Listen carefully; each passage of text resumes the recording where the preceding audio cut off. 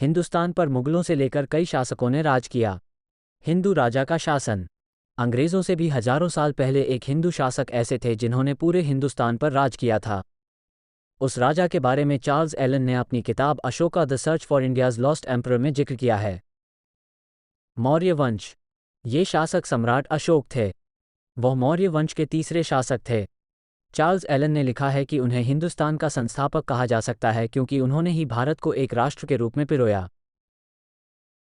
भारत को राष्ट्र के रूप में पिरोया।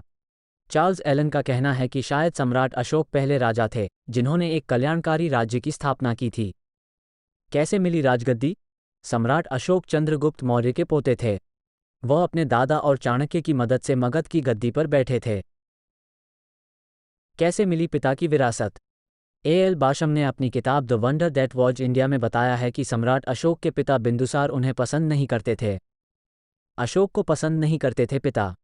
उन्हें पसंद न करने की वजह शायद ये थी कि सम्राट अशोक का कद छोटा था और वह मोटे थे। त्वचा की बीमारी की वजह से वो काफ़ी बदसूरत भी दिखते थे। सीमा को उत्तराधिकारी बनाना चाहते थे बिंदुसार। बिंदुसार अपने उत्तराधिकारियों की लिस्ट में सम्राट अशोक का नाम सबसे नीचे रखते थे।